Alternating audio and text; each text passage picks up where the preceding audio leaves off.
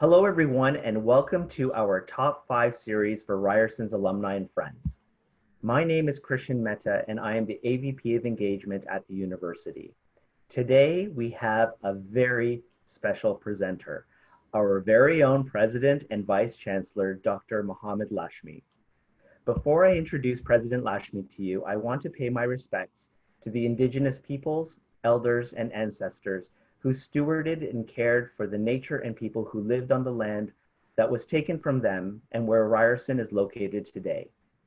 At the university, we have made an important commitment to reconciliation and decolonization, and I invite you to learn more about this work online and in person next time we can get together on campus, which I hope will be very soon. We know you've got a lot on the go, so this is just a 30-minute webinar. Before we start, I have just a couple of housekeeping tips to share. In about 20 minutes, President Lachemi will be taking your questions. If you want to ask him something, please add your question to Zoom's Q&A area.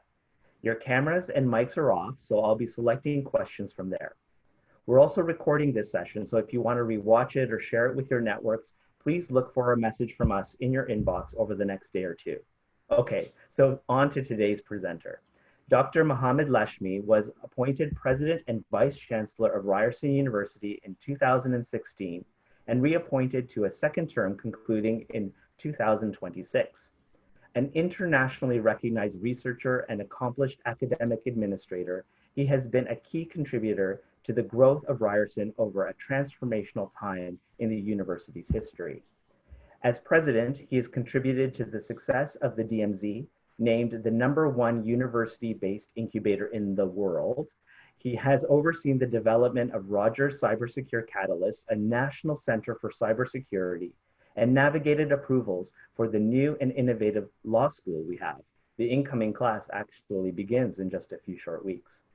Under his direction, Ryerson was awarded leadership of the Future Skills Center Consortium, with a mandate to ensure Canadians develop the skills they need in the new economy. He is a member of the National Research Council of Canada, Fellow of the Canadian Society for Civil Engineering, a Fellow of the Canadian Academy of Engineering, a board member of Trillium Health Partners, and chair of the Council of Ontario Universities.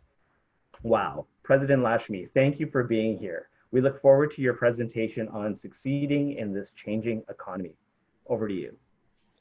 Thank you very much, Christian, and good afternoon, everyone, and particularly to our alumni.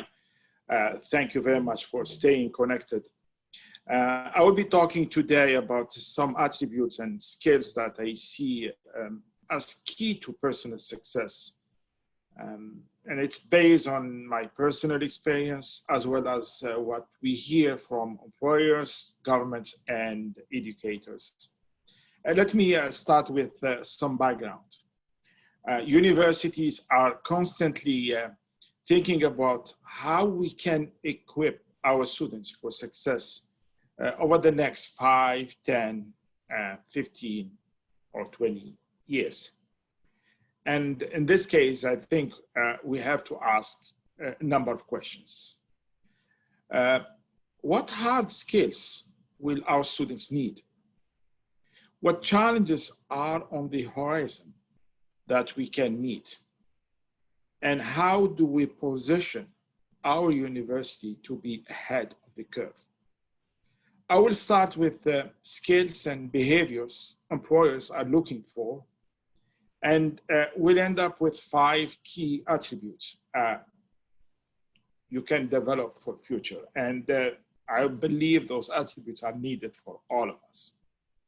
So let's talk about disruption. Every sector in society dealing with this age of disruption. And of course, this disruption now is amplified by the pandemic. And we have been dealing with disruption from the perspective of technology, political upheaval, and economic uncertainty, especially because of what's happening these days with the pandemic. Disruption ignores boundaries. Rapid change brings a question, and that question is higher education doing enough to prepare tomorrow's workforce? To stay relevant, I would say that universities must leverage knowledge, talent, resources to address local and global challenges. So what do we need to do? I think it's important for us as educators to position graduates for success and also to provide our students with 21st century skills. And a lot of people think that 21st century skills are only technical. I would say that it's only part of it. The missing pieces, the X factors for success are the social and emotional skills and attributes. The ability to collaborate with others and partners, the ability to communicate efficiently and effectively, and also the ability to adapt to constantly evolving workplace and challenges. These are the 21st century skills. And they include elements such as leadership, risk assessment, and risk-taking, ambition, and creativity. These soft skills are highly sought by employers, but they are also very difficult to teach and measure. And this is why at Ryerson we focus on the overall experience of our students. Of course, what's happening in classrooms and labs and studios is important, but we need also to have a very comprehensive, holistic approach to develop those skills. Here is a working example of helping to prepare graduates for the future. Ryerson's Diversity Institute program called ADAPT, or Advanced Digital and Professional Training. It equips new graduates with the soft skills and digital skills employers want. Also, it's inclusive, which focus on diverse youth. Also, the perspective of social sciences and humanities are important for people from different areas of expertise. And it provides professional training in presentation skills, business writing, networking, career development strategies, and business financials. So ADAPT is an example that is helping people really to stay focused and develop the skills of the future. I want also to take a moment to talk about the impact of the pandemic on our sector, the post-secondary education sector. This fall, almost every Ryerson class will be virtual. People have said for many years that university education was heading into this direction, but no one predicted it would happen literally overnight at the end of the winter semester. And I would say that Ryerson was able to make this shift because we had the resources to do it, but we had also the expertise. Over the years, we acquired the expertise and knowledge that was developed by our staff and faculty as we responded to the growth of online education. With the pandemic, we were able to bring that expertise to bear in a matter of days. And now we are ready for a fall semester like no other. We're able to step up quickly because the university has been preparing for a change. Can be true for individual. And I would like in this case to give credit to our faculty and staff who have been tremendous in responding to the pandemic. So a acquiring skills and attributes takes time and deliberate effort, and we have to be ready for those emergent situations. Developing these attributes day by day before you need them will position you for future success. You never know. So now to my presentation. I'm entitling it 5 Tips to Succeed in Today's Changing Economy. Let's start with the first one, and I will put all the 5 under the umbrella of innovation. My first piece of advice, be resilient. So the word resilient comes from Latin, which is to spring back or rebound. Many disciplines have their own definition for resilience. My own discipline, engineering, resilience is actually the ability of a structure to absorb stress or shock without damage. And we see it in different areas. Aerospace engineering is a perfect example. In ecology, ecosystems' ability to return to its state once disrupted. Here, resilience is your ability to cover from difficulties or setbacks and keep going in the face of adversity. A measure of how well people adapt to events in their lives. So, question, how to be more resilient? Psychologists have identified a number of factors. One that stands out for me is the ability to see failure as a learning experience. And that's what we teach our students at Ryerson. Benefit from failure, because that is a learning experience. Seeing failure as helpful feedback is a useful way to bounce back. Another factor, the ability to control your emotions.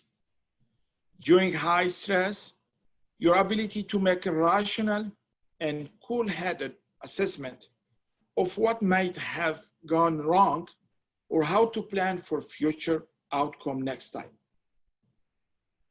Ultimately, resilience is your response to the truth. The journey to success is not meant to be easy. My advice to all of you, don't give up. And let me give you here a very good example of someone who was very resilient. I was always been very impressed by Nelson Mandela, someone who was born and raised in Africa. Nelson Mandela was an example of a leader that was very resilient for me. He was a leader that had many struggles and faced many challenges in his life, despite the fact that he was in jail for 27 years. He went on to become the president of South Africa. Number 2, the second attribute that I want to share with you and the advice is to surround yourself with people who support you. Be with colleagues, family members, and friends who encourage you, who support you. Seek also out mentors. And I would say this has been a big part of my life's journey. Many people helped me along the way, including family members. And also I benefited from a wonderful mentor. On the day that I defended my PhD thesis, I found a remarkable mentor, internationally recognized scholar and engineer by the name of Pierre-Claude Aitzin. Out of the blue, he asked me to join his research team. He provided guidance, the opportunities, and vision to move my own dreams forward. I have had many other mentors. My advice to you, encourage you to look for people who trust, people that you trust to help advise you in your field. Number 3, think of innovation as a tool to advance your life. You can make innovation and creativity a way to advance your chances for success. Doesn't matter what discipline you choose. Every workplace can benefit from new idea, new approach, better method, or a new process. It's about applying imagination with initiative. One of our alumni is today talking to our alumni. One of our alumni, Mayan Ziv, comes to mind. She has spent most of her life in a wheelchair. She thought of a way to help others, like herself, who wanted more access and mobility. While she was doing her master's thesis at Ryerson, she began a project to build an online platform to catalog the accessibility of public places, such as restaurants and public spaces. She thought crowdsourcing would be a good way to gather this information quickly. So she started with an app, Access Now. And I can tell you that this Access Now is now in 35 countries. And she has received millions of dollars in investment to grow it further. Mayan Ziv applied innovation to a common challenge and helped make the world more accessible for many people with disabilities. To you all, do you have an idea for improving something in your field or work? Why not follow it through? Number 4. So the 4th piece of advice, look at the big picture. You can always express it in a way that think big, think globally. If you want to have something that can impact the rest of society, think about everybody around you and think globally. And we know that we live in a world where trends are global and we are all connected. Number 5, be positive. Don't fall into the trap of negativity. I can tell you that hope is a powerful tool, maybe the best one that you can have. And I'm going back to my example of Nelson Mandela. Mandela always remained positive and never lost sight of his goals and dreams for his people and his country. He worked tirelessly to dismantle apartheid and went on to become the first Black head of state and the first elected in a fully representative democratic election.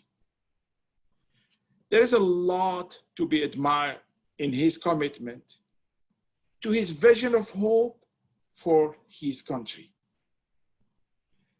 Unfortunately, for many people, being positive does not come naturally. But you can work at being positive. There are many good books with advice on how to work at developing a positive attitude. Some examples of good advice. Express gratitude for the good things in your life. Thank people who help you in large and small ways.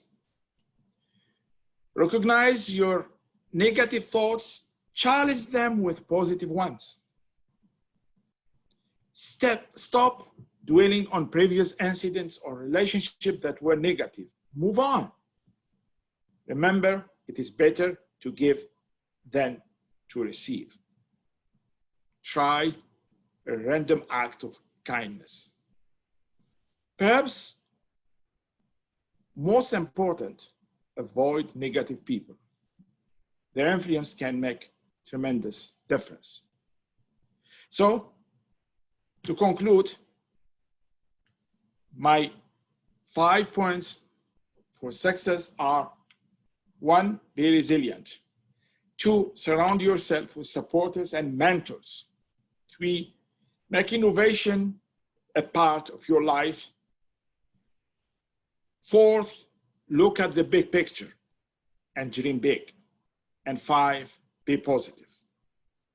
So I will stop here, and next slide is just to give examples or some recommendations for readings for people to benefit from people who have been working on collecting a lot of information about that. And I will stop here, Christian, and happy to take any question. Incredible. Thank you so much. So many great tips and ideas and inspiration, frankly. And so we've got a lot of questions in the Q&A and some others that have come through as well. We're just going to dive in. Here's a question to get us started. What, President Lachemi, it has been the biggest challenge you personally have had to face in your academic and professional journey? And you know, you talk about resilience. How did you find that resilience in your own journey? Thank you very much. A very good question. I would say my biggest challenge is the whole journey from early age to now. I have had many challenges in life. I mentioned that I was born and raised in a very small village in North Africa. I'm the first, I'm the oldest in my family and the first to go to school. And you understand that when you have parents who have been under colonization and occupation, did not have a chance to go to school, that's the biggest challenge, really, to navigate the system and go from one step to other one. But I think the most important thing in this situation like this, to be resilient, to perceive, work hard, and understand that education is a way to open doors for opportunities. And I always thought about education as a way to change lives and open doors for people. It changed my own life, but also I'm in a position now when I can help others. And I would say when I see the celebrations every year during convocation time, I understand the challenges faced by students, but also their families. We have many of our students, probably half of our students are first generation students to go to university. And I understand their motivation, but also the sacrifice made by students, but also by their families. So that's what probably one of the biggest challenges that I faced. And I continue to be positive about it because I believe in the role of education to change lives, but to change the world. Absolutely, that's fantastic. Here's a question from Ragid. How do we avoid burnout in trying to balance our professional, personal lives and continue on the journey towards self-development? What's your take on that? It's another excellent question, and I would say it's a very relevant question in the context of the pandemic. We are seeing it with our staff, with our faculty, with ourselves. Everybody is under huge, tremendous pressure. I would say make sure in this case that you have a balance in the way that you distribute your time. Make sure, we all have obligations towards our work and jobs and so on. But I think the element of family is important.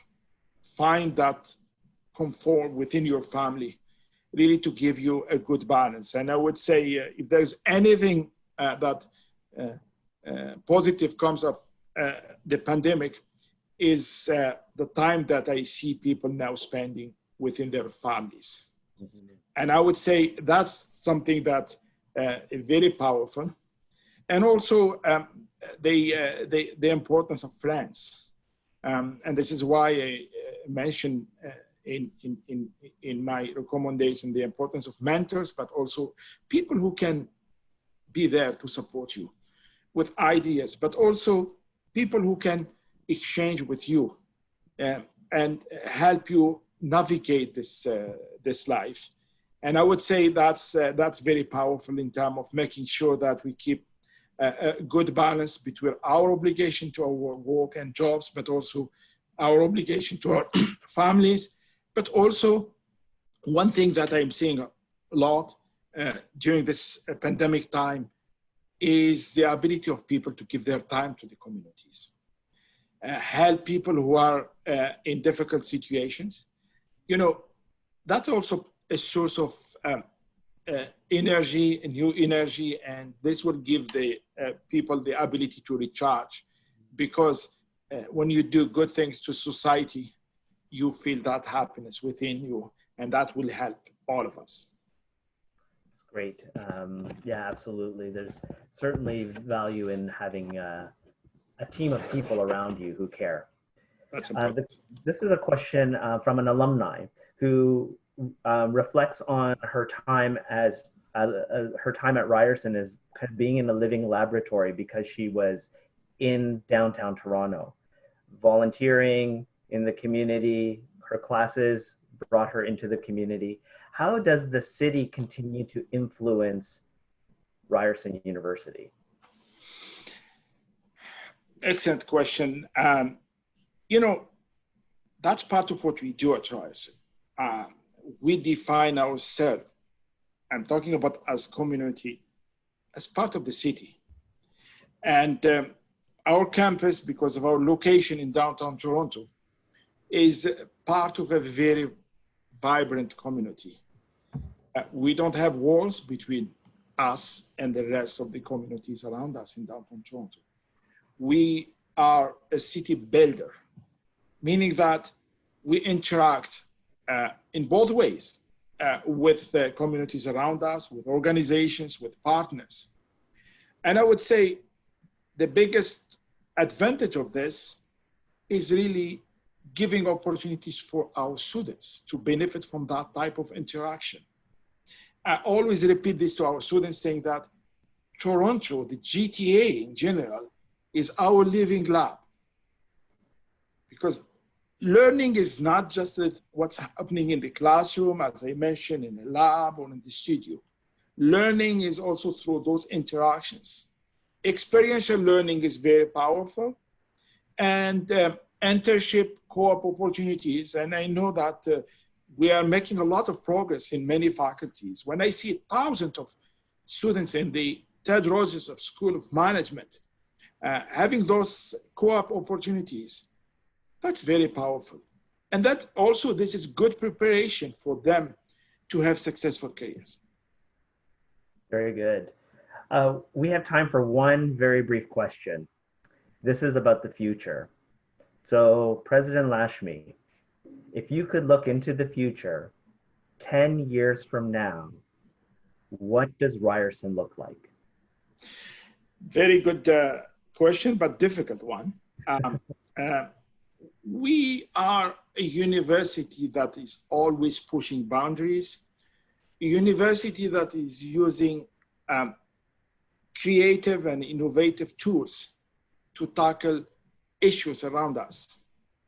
I'm very positive about the future of Ryerson because of the way that we want to change things around us and the way that we want our community, including our students, to participate in finding the best possible ways to evolve in their careers, but also to influence society. I would say what's happening now, it's an excellent opportunity for us to see some of opportunities, redefine the role of Ryerson, redefine the role of post-secondary institutions, and prepare future leaders for a better future. Now, everybody is talking about a new normal in society. I like our graduates, our alumni, to define that new normal, but to make it better. And I would say use of innovation, and I'm talking here about innovation and entrepreneurship in a very broader way. Innovation could be in bringing new products, new ideas from the technical point of view, from business side, but also social innovation. I think what Ryerson can really do is making sure that nobody is left behind, because we need, when we talk about the balance, we need that balance in society as well. And I'm actually very encouraged by the way that our community is dealing with the pandemic, and this can really have a huge influence on the post-pandemic situation, including the recovery of our economy. Wow, what an important call to action for everyone on this call, alumni and friends, faculty, staff, and students. What a great way to conclude this presentation. We have 20 more questions in the Q&A. Unfortunately, we're just not going to be able to get to it, but fortunately, it means that we have to have you back. I'll be happy to come back, and it's always a pleasure, an honor for me to interact with members of our community. And we have thousands of alumni. It's very important to hear from them, but also to interact with them. Thank you so much, President Lachemi, for being with us today. And for all of you who've tuned in, thank you for making the time to be with all of us. Be sure to look for a recording of this webinar to share and to rewatch. And it will come out in your inbox in a couple of days. And in the meantime, be sure to check out all of the other webinars that we've held in the recent past, but also the ones coming up in the near future. We look forward to engaging with you online, and next time we'll get back together on campus in person.